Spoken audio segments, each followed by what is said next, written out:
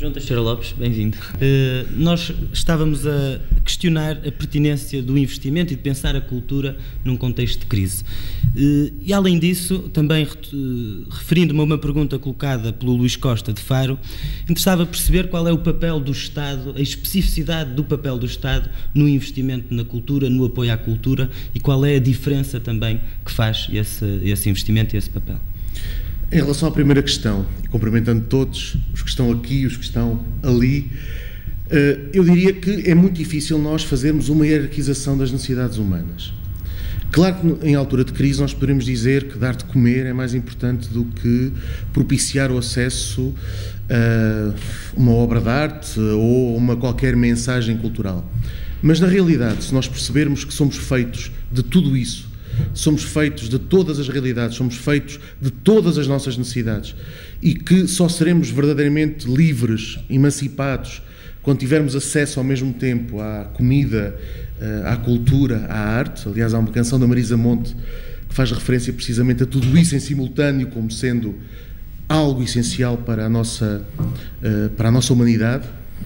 Eu creio que só quando nós pensarmos assim é que conseguiremos superar a ideia de que a cultura é um luxo, de que a cultura é uma espécie de flor na lapela ou, se quisermos, algo absolutamente secundário. A cultura é fundamental porque ela é uma condição de liberdade. Isto é, sem o acesso à cultura nós tornamos-nos mais pobres na forma como nos exprimimos, mais pobres na forma como pensamos, mais pobres até na forma como lutamos para, por exemplo, reivindicar as outras necessidades. Ou seja, é uma questão de enriquecermos repertórios e de enriquecermos linguagens e de enriquecermos, se quisermos também, competências, já que agora falamos tanto em competências, para uma cidadania ativa. No que diz respeito à questão do papel do Estado, mais uma vez é uma condição de liberdade. Vejamos.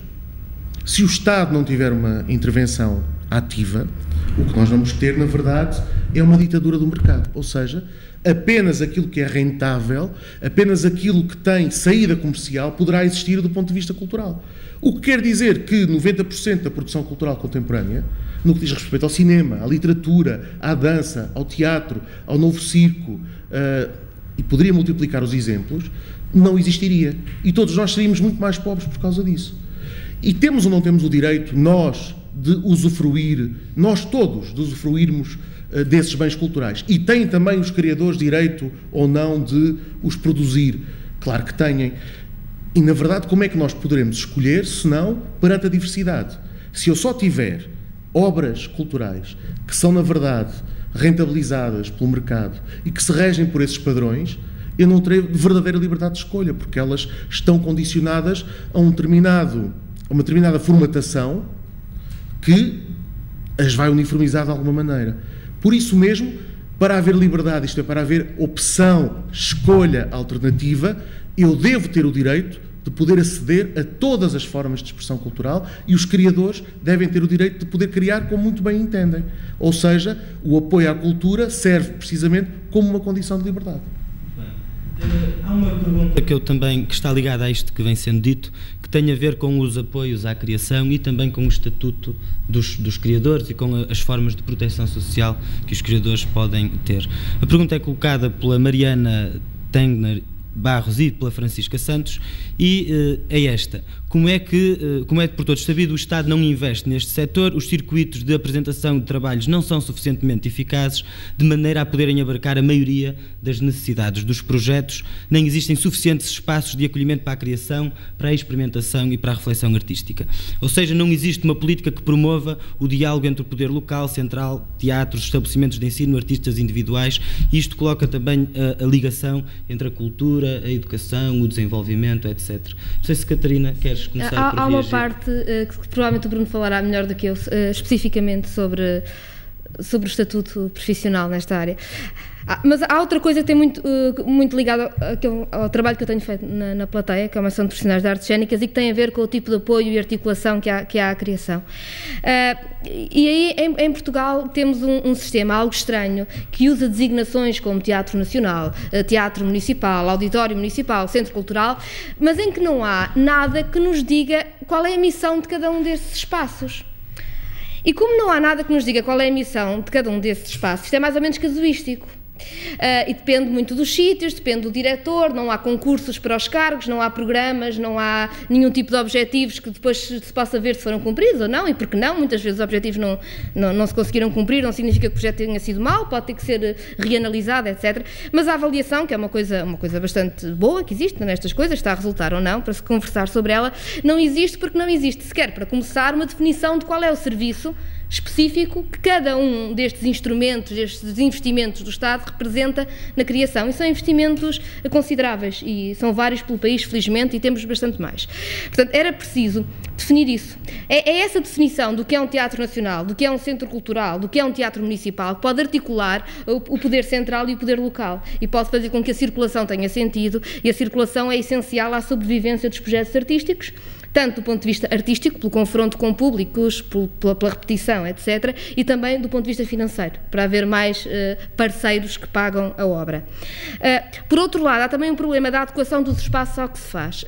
E quem faz teatro queixa-se, quem faz dança queixar-se-á muito mais, que é o facto de quando alguém decide construir um teatro, um centro cultural, faz um concurso de arquitetura e nunca se lembra de que eventualmente o arquiteto podia falar com quem vai estar no palco.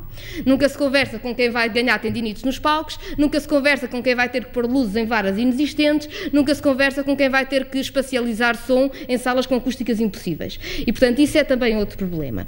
Perceber-se que os edifícios têm finalidades específicas, têm que ser discutida especificamente a sua construção e a sua adaptação.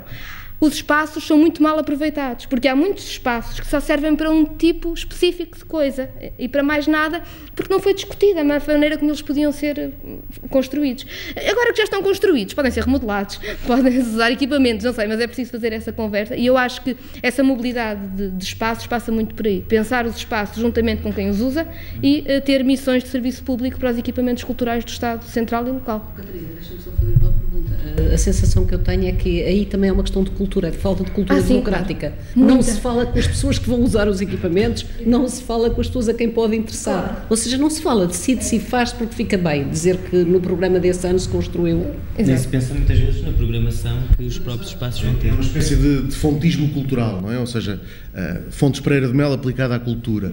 Primeiro há que infraestruturar muitos equipamentos, o que geralmente corresponde à reprodução da lógica do poder local nos primeiros anos pós-revolução. Obviamente havia que tratar do saneamento, das estradas, etc. Então, agora que vamos entrar na cultura, o que é que nós vamos fazer? Em alguns casos, autênticos elefantes brancos, mas acima de tudo, objetos, edifícios que possam ser inaugurados. Mas depois... De futebol em todo exatamente, caso. sem dúvida alguma. Mas que tem que ter, digamos, uma função para um ciclo eleitoral. Mas não há verbas para a programação, não há nenhum programa sustentado, não há criação de públicos, não há departamentos educativos. E faz uma coisa que é, pensa-se nos espaços de apresentação e não nos espaços de trabalho. Como se fosse possível o trabalho artístico ser todo feito em palco com uma plateia à frente. Ou seja, de que adianta termos uma data de salas de espetáculo, não termos nenhuma sala de ensaios.